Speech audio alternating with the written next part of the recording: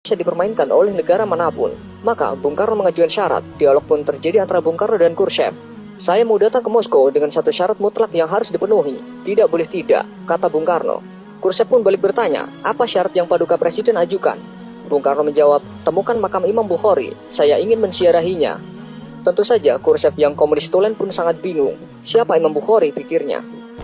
Khrushchev segera memerintahkan pasukan elitnya untuk menemukan makam yang dimaksud.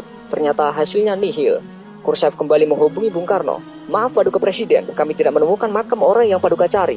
Apa Anda berkenan mengganti syarat Anda? Bung Karno pun tersenyum sinis. Kalau tidak ditemukan, ya sudah, saya urungkan niat untuk ke negara Anda. Mendengar pernyataan Bung Karno, sontak membuat kuping Khrushchev panas memerah. Kalimat singkat Bung Karno ini membuat Khrushchev kecewa. Khrushchev kembali memerintahkan orang nomor satunya untuk memecahkan masalah ini.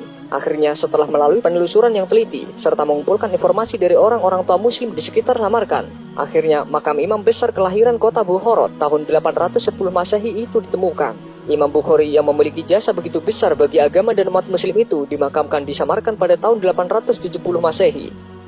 Makamnya ditemukan dalam kondisi rusak tak terawat, berada di ladang kapas yang jauh dari jangkauan masyarakat. Namun betapa kagetnya Soekarno ketika mendapatkan berita bahwa makam itu dalam kondisi yang tidak layak. Khrushchev pun meminta agar makam itu dibersihkan dan dipugar sebaik mungkin. Selesai renovasi, Khrushchev kembali menghubungi Bung Karno. Intinya, misi pencarian makam Imam Bukhari telah berhasil.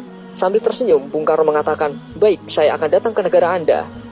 Akhirnya, setelah sebulan sejak penemuan dan pemugaran makam tersebut, Soekarno bersedia berkunjung ke Soviet. Dengan naik kereta api, Soekarno tiba di kota Samarkand pada tanggal 12 Juni 1961. Ribuan orang menyambut kehadirannya. Di sepanjang jalan, penduduk menyambutnya dengan meneriakkan nama Indonesia dan Soekarno sambil mengibarkan bendera merah putih. Sehari sebelumnya, puluhan ribu orang juga menyambut kehadiran pemimpin besar revolusi Indonesia ini di kota Tashkent, ibu kota Uzbekistan. Indonesia adalah satu-satunya negara yang hingga kini sangat dihormati oleh penduduk Uzbekistan dan Samarkand khususnya. Sejak Bung Karno tiba pada malam hari, beliau langsung membaca Al-Quran sampai pagi hingga beliau tidak tidur. Saat ditemukan makam dalam kondisi tidak terurus, Soekarno meminta pemerintah Uni Soviet agar segera memperbaikinya. Ia bahkan sempat menawarkan agar makam dipindahkan ke Indonesia apabila Uni Soviet tidak mampu merawat dan menjaga makam tersebut. Dengan emas seberat makam Imam Bukhari akan diberikan sebagai gantinya.